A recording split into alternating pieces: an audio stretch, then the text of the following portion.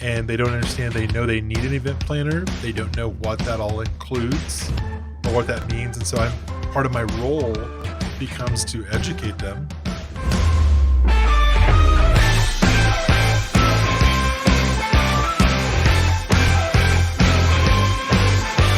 This is Joe Mathis. This is Joe and Todd Show.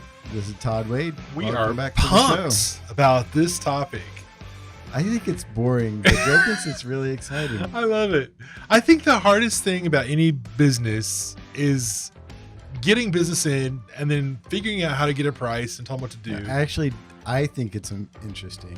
I'm just not. I don't know if other people think it's interesting. I don't know. I think it's one of the things that all people struggle with, and so it's not. This is not just an event planner topic. This is a all business who do proposals topic, and I think that's the hard part. So we're glad you're here. Yeah, I think I've learned a lot of these things from being in architecture and managing projects and things. Absolutely, it's all applies across the board. It does. It's definitely a transferable. So we're actually gonna do a new thing. We're gonna do 2 parts. We keep talking about doing 2 parts. This time we're actually gonna do 2 parts. We have it all written out and planned. So first part is gonna be. He has it all written out and planned. First part. Right. So first part's going to be how to write a proposal. How do you gather information? What do you need to put in a proposal? What does it need to look like? Who you're going to give it to, and what are you going to do after that? Our second part is going to be all about contracts, which is like the next step to actually securing the business. So we have a surprise guest. Yeah, we're going to try and get on our legal counsel. If they'll come for our company and see if they'll talk about contracts and the legalities of contracts. So I think it'll be a really interesting conversation. I really do. I do think this is one of those that you can probably call friends who are in other parts of business and say, hey, tune into this. I hope it's helpful. So just a thought. Cool. So I have a philosophy about writing a proposal that I believe starts long before you write it. I think there's some steps that lead up to that. Okay. What are those steps? Well, I think first you got to gather information. So I typically think of the first interaction with the client. So let's just pretend someone calls and says, hey, I'm with XYZ company and I want to have an event next month or whatever, 6 months from now, and I need help planning it. So that's when I go into proposal mode. In my mind, I'm starting to write the proposal. What do they need from me? What can I do for them? How much will they spend? What's this going to look like? How's my life changing over the next 6 months or whatever? Because I'm about to engage with them. And I jump full feet in. For a long time, I said I didn't think I'd ever done a proposal that I didn't have the event work at the end. That happened for several years. It was kind of crazy. And then we went through kind of a spell where that wasn't the case. We're just kind of writing proposals and people were choosing other companies, and it's kind of a sad, depressing time. And then we kind of went back to more of a mixture, and I think that's a healthy space to be, because it definitely puts us more in that trying to communicate as much as we can in a short time or in a short space with a proposal. So I definitely think it's got to start with that phone call. And so when they call you, sometimes that's an assistant, sometimes that's someone just tracking you down and saying, hey, we're looking at doing this event. Can you do a proposal? And I like to say, people call you at all levels of planning an event. I mean, some people say, I want to have an event in 2 years and I have no idea what to do. Other people are like, I've got an event this Friday and I need this stat. Help. So there's a whole different range of where people are at, and you've got to understand that before you get started.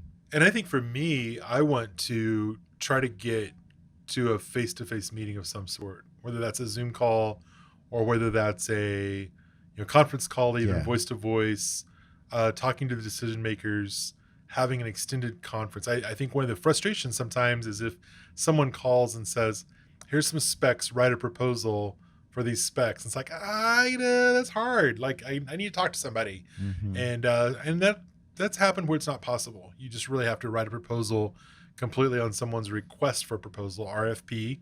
That's what they're called. And they'll send out RFPs and you have to write a proposal based on that. So even, let's say we have to do that, a lot of what we're talking about today applies to that. Like that makes It's the same process for me. So I think, yeah, like we were talking about, that first meeting is so crucial because there's so many clues you pick up from that meeting. Just from the kind of shoes they wear to the kind of pictures they have hung on the wall, or what kind of receptionist is at the front desk, and all those are clues, intuitive, that you pick up on intuitively about the organization, about how they function, and what kind of help they do really need, and what kind of help they want, or all those things really play into how you prepare a proposal. And I think at this point in our business, we're in what I call the very fortunate phase of sometimes getting to choose our clients, and being in a space where we're not just taking all the business that comes along.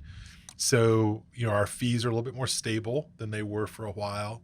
The other thing I think is that there are times you get a clue that we really don't want to work with this person, and that's we're not the best fit, and we need to turn them to somebody else. And that's a place that I know a lot of people are not in, and I do not take that for granted at all. I know that's a very fortunate place to be, but it does give us a different perspective, I think. And so what I start to say is, if they call and say, how much does it cost to hire you, is their first question, I probably don't want to work with them.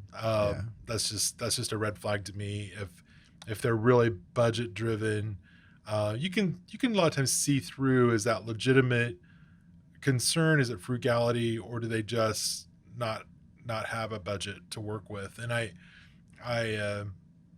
not going to put as much effort into that probably as I would some. I might just send a quote rather than a full blown proposal sort of thing. And we'll talk about presentation of proposal later, but and you got to understand, like, what are their headaches. You got to understand what they want from you. Or do they just want you to cater the event, or do they want you to full blown, kid glove handle everything, and they don't do anything?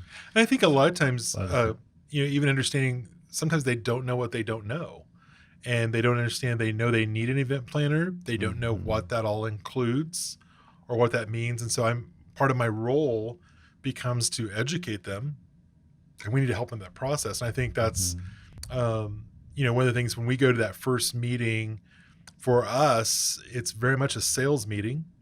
It's very much a prospecting sales of, we want to get a job, so we're going to do our best to win this client over. We're going to treat it like a sales meeting. I think that's helping them to understand who we are, in the process of understanding who they are and what that's about. And like I said, that's when we kind of determine if this is a good fit or not.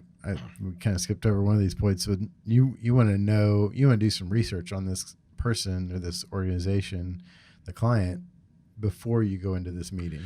Let's do a little Google search or Facebook reconnaissance or whatever you got to do.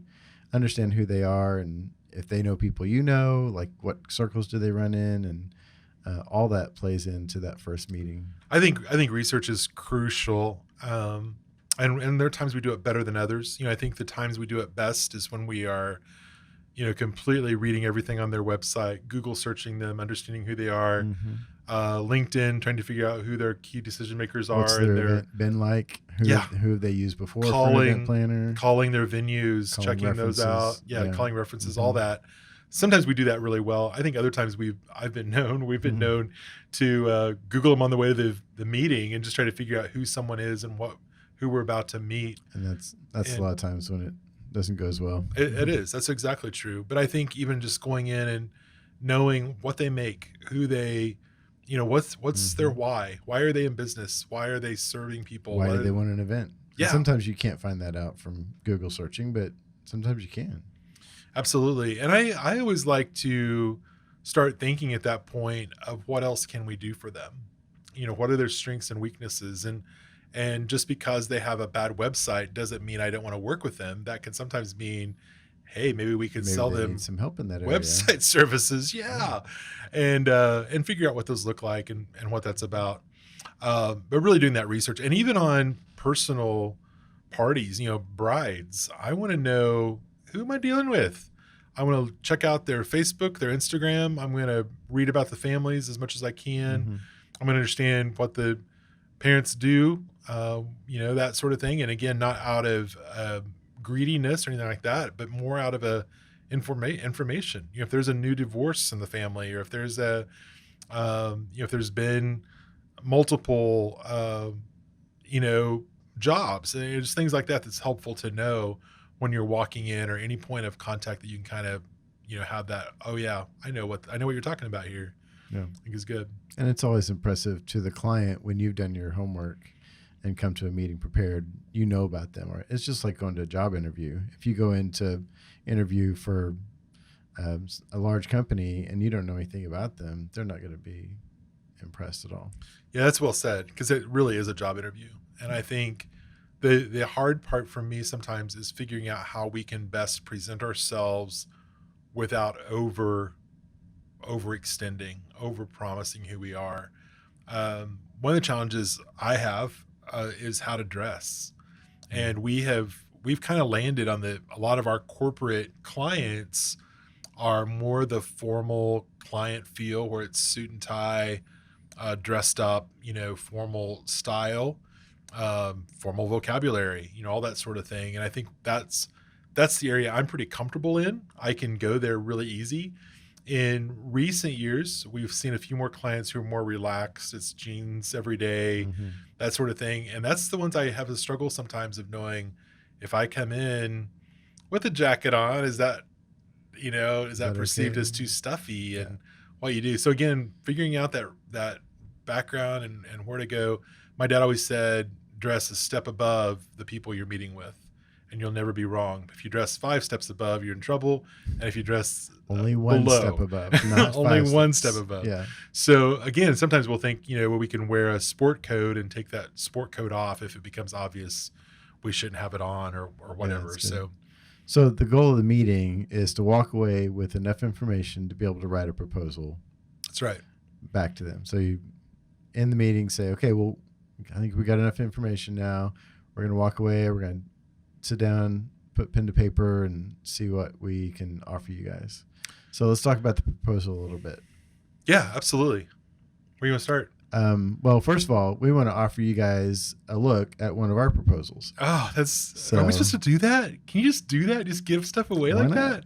Like, we have a podcast. We can do anything we want. The proposal is the coveted piece of information. Like, everybody. I've always wanted to see other people's proposals, and we're just going to give it to people. Why not? Yeah. How do they get it? That's just the way we roll. We want to help other people out. That's right. How did they get it? How are we want them to? Yeah. So just email us. It's not hard. Just send us an email and we'll shoot you a copy. We'll black out the names and probably the prices. It's Joe at reveldrome.com and Todd at reveldrome.com. Yeah, we'd love to help that way. Hopefully it'll be helpful, and we'll do the contract too in the next episode. We won't. You have to wait till that episode comes out to send you the contract. But anyway, no, we'd love to share that with you. I get something to say real quick. Sure. One of the things that I've learned through the years is I tend to, getting a proposal back, I tend to overpromise and underdeliver. This is my biggest weakness, hands down, in the proposal process. No, underpromise? I underpromise. No, I overpromise, underdeliver. Okay. And so what I'm so bad about saying, oh, we'll get something back to you tomorrow. We'll get something back to you Tuesday. In fact, we did it this week. A longtime client we love, one of our favorite people. They needed a scope of service that they want us to add to.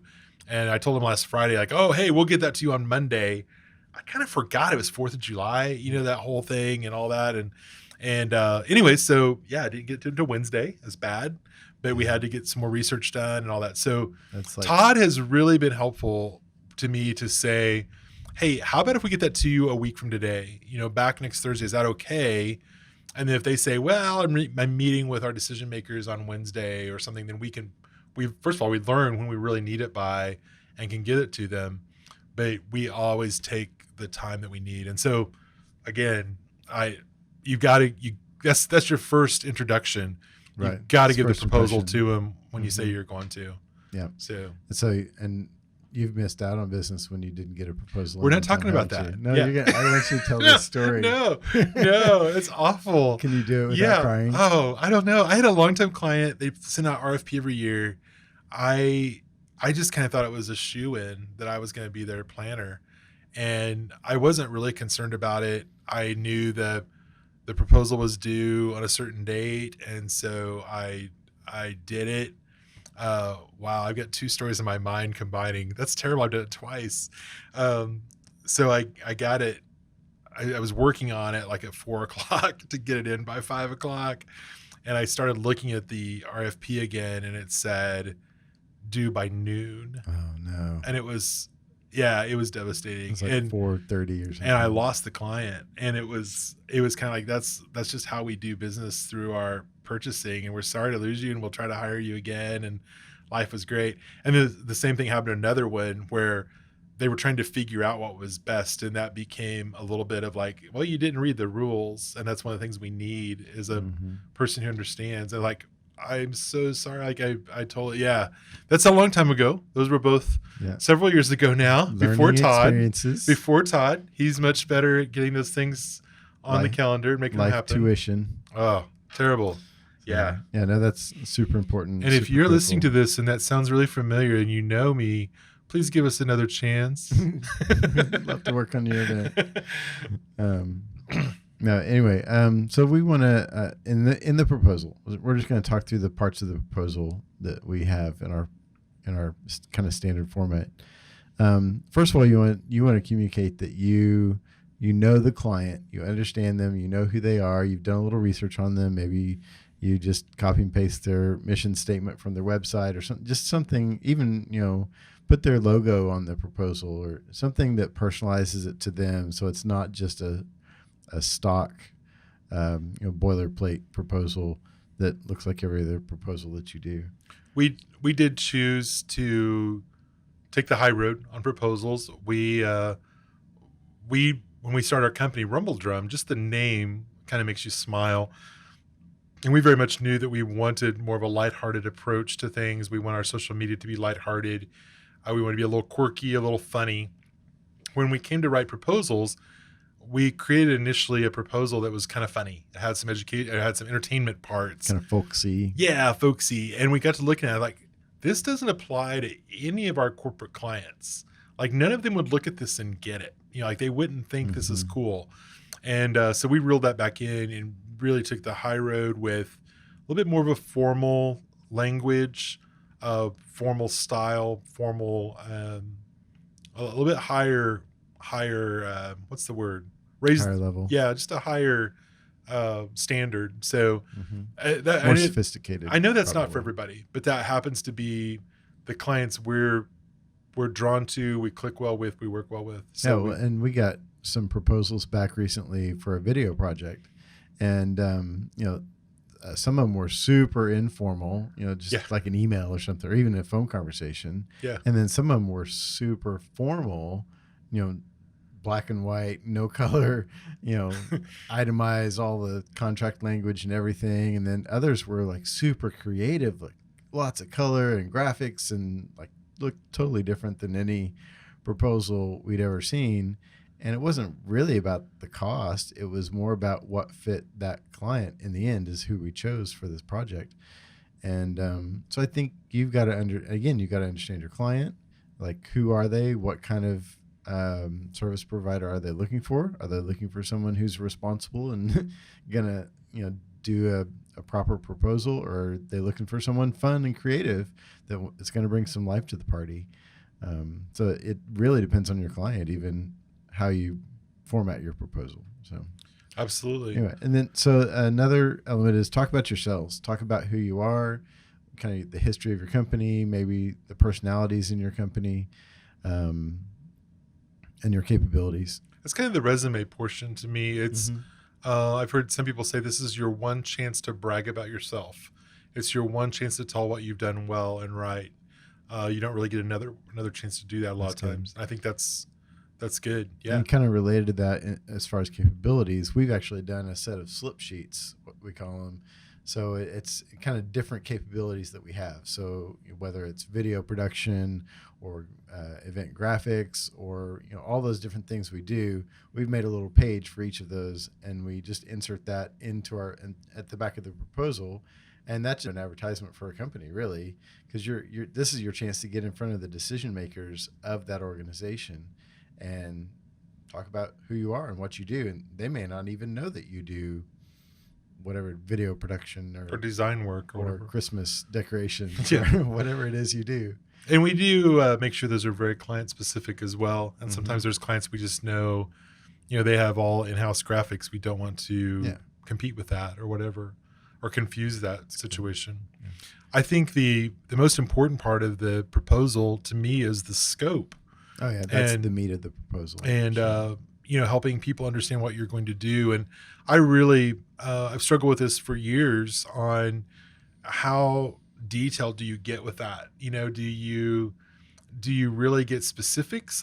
In some ways I don't want the client to come back and do a checklist of like, well, you did this, and you didn't do this. You said you were going to meet weekly and you didn't meet weekly. It's like, yeah, we all decided to meet monthly, so through the years, I've kind of learned to put words in that scope that say, yes, we're going to take care of this. And yes, we're going to be right there with you. One of the things that does differentiate us from a lot of our competitors is we do a flat fee and Mhm. we include everything we can in that. And we try to make it clear what's not included in that. And so, if it becomes something minute, we're going to figure out how to make that happen and not get caught up in the details of that was on the proposal or wasn't on the proposal. Yeah, we try not to get too legalistic with it. And I think that's it's hard to do. But as you grow and you have successes and failures, you again learn that to write that scope in a way that defines your parameters. It's really Mhm. defining your space you're going to work in and what that's going to feel like. Right. And then course fee. We had a whole section on a whole podcast on We did. fees, didn't we? Yeah. What was Yeah. that? Like 7, 6, It's somewhere around Pretty there. early. Yeah. So yeah, go back and listen to that if you want to find out how we come up with fees. But one thing we found is really helpful, I think. I don't think you need too many, but I think clients appreciate options. Absolutely. I think if you make it too complicated, maybe it's a little bit overwhelming. But 2 or 3 options is a good idea, just to give some variety and think about what their real needs are and what they need in your scope of work. I think I talked about this in the fee thing, but I had a really great friend of mine in Nashville who said, don't ever discount yourself. Don't ever Yeah. discount your services. If a client needs you to come in at a lower price level, then take services away, or Mhm. or negotiate something else. Maybe you're getting part of a hotel contract or getting commission somewhere, but go ahead and negotiate that so that you're not discounting your fee and your prices. And that was really helpful to me. That was kind of a turning point for me and how I think of fees and what that's about. Again, listen to that fee podcast, but I think it's really determining what you think you're worth, what's going to take time wise, and again, figuring out that scope is where that looks like. And like Todd said, we usually give 3 options that include higher, medium, and a low, and it's based on what we're going to do for them. Mhm. And, For example, we may include a fee for registration, or we may include a fee for graphics, and those are pieces that we can easily, big chunks that we can easily take away or reduce or adjust as needed. absolutely. Another thing we like to communicate to our clients, especially, is that we want to work with them for the long term. This is about we are establishing a relationship with you, and we want to work with you again and again. So that's one of the things that we just highlight in our proposal. This is something I love. Todd and I try to do a retreat every year on our annually for our company, where as owners we're just sitting back and kind of saying, this is what we want to do better. This is what we liked about last year. This is what we want to do better. And this year's one of the years that last year, it's one of the years that Todd said very clearly, I want to think of our clients as lifelong clients. And we're not just doing one event for them. We're doing multiple events for them. If it's a wedding, we're doing their corporate events. We're doing their family events. We're doing stuff from now on. And I love that. And I loved the perspective of it. I love how we become close friends with our clients, and we send them birthday cards and we give them gifts, and we maintain that relationship because it is a long-term relationship for us. We may not have had an event for them for a couple of years, but we're going to again. We're going to again, and so we include that in our proposal. If you get a copy of it, you'll Mhm. see it's a statement about, we want to do it again. Encore. We Yep. want you to say We encore. couldn't do this without you. Yeah. Yeah. So then, kind of towards the end of our proposal, we'll typically include a list of client references, and then also event references. And those sometimes vary. Yeah, and those have also been hard because you gotta get permission. You gotta talk to your people. You gotta understand what they're gonna say about you. I think that's one of the hard parts.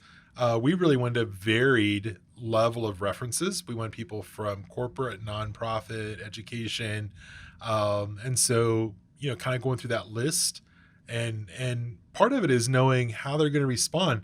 You may have a big fan. You may have a number one client that just thinks you're wonderful, but if they're not going to answer the phone, if they're not going to, they're going to say, "Oh yeah, we use them. Yeah, they're good. They're fine."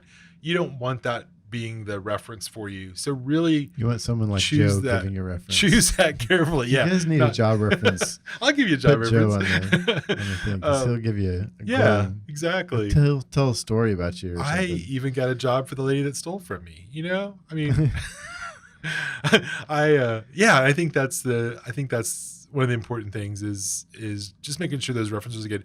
Same with events. If you're using someone's event or their photos or anything, I don't care if you think you own those photos. I don't care if you put all this time and energy.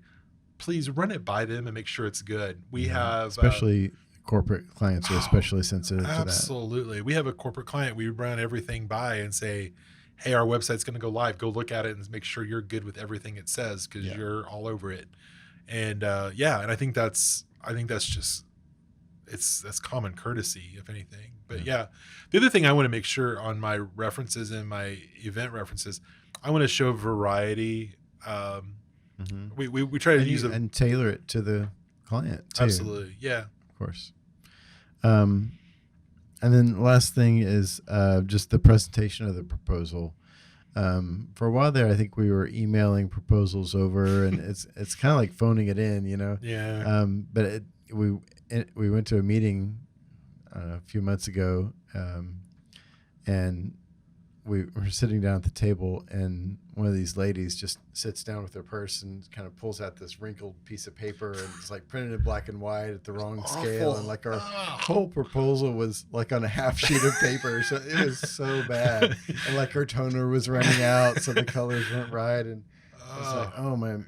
So it said in our minds, we're never going to ever email a proposal if we can help it, if ever possible. Like we'll hand deliver it if we have to, but FedEx is your friend. FedEx it. Send it to Quick Print or something. Do whatever you can do. Get print on some nice paper, put it in an envelope or coil bind it or whatever you got to do. I mean, if it's really important proposal, make a presentation out of it. I will say that cool box with some ribbon or something. One of my favorite clients that brought me a ton of money, had a long-term relationship with, started because it was an RFP situation.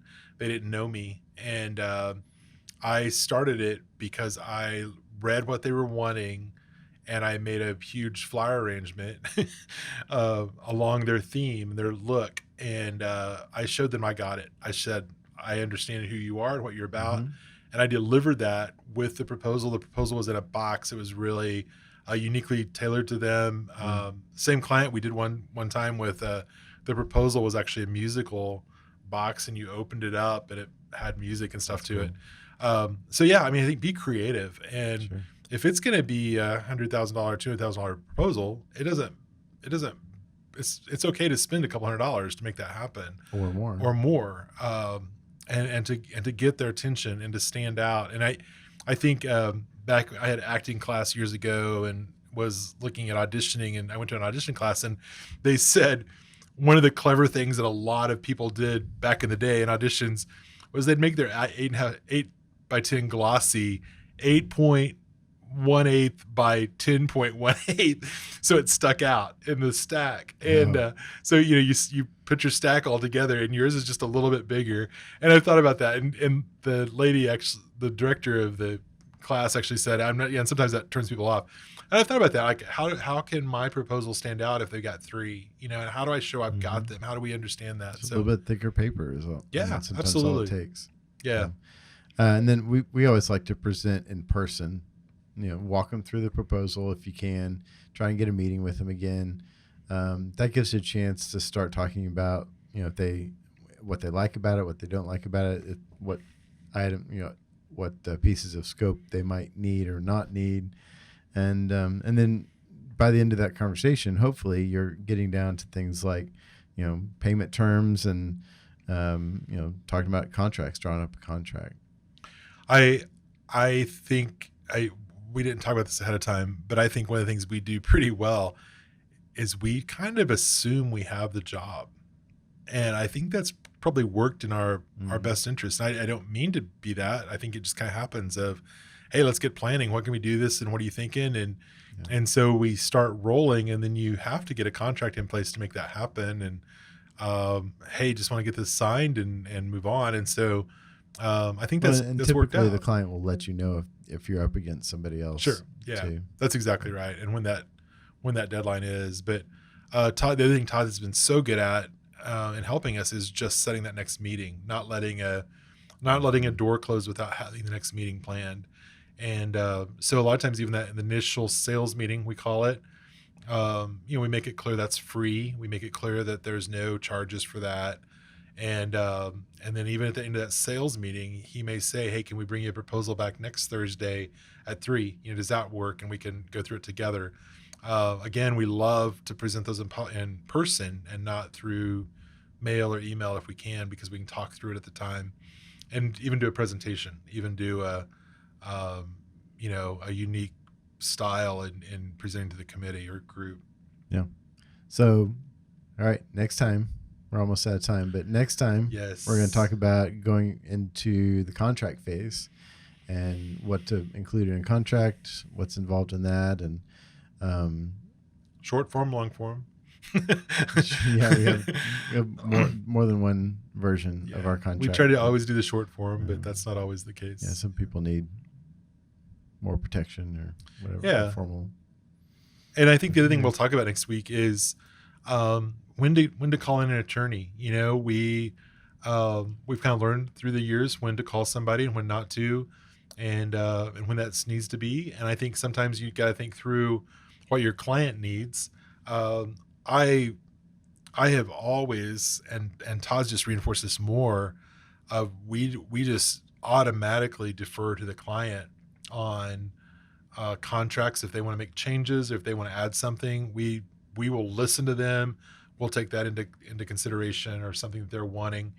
We occasionally have a client who doesn't want a contract, and we'll talk about that next week as well, what that looks like, and even how to prepare to cover ourselves without a contract. How to protect yourself, because you got to be able to protect yourself in that situation. Absolutely. And even how to get out of a contract. Yeah. That's going to be another topic next week, so that'll be good. Like, this has been fun, and again, we went a few minutes over, but I think it's a great topic. Just good stuff. Look forward to talking about contracts next week. We'd love to send you a proposal if you want to see it, the coveted proposal from Rumble Drum. Joe at rumbledrum.com, Todd at rumbledrum.com. What would also mean a lot to us, you hear me say it a lot, is subscribe to us, follow us on social media, give us feedback. We'd love to hear from you and hear what you think. I got a note from a client yesterday. I think it was addressed to Todd, but it said, hey guys, we love listening to your podcast. It was like, oh wow, I didn't think about them even finding it. Yeah, it was really cool. And so to get that note was really cool. I'd love to just know who's out there listening and what it's about and how it hits them. So thank you for that. Todd's parents are really good listeners, so shout out to them. Yeah, my dad's a faithful listener. Shout out to my dad. We'll talk to you next week. We'll talk more about contracts. Have a great week.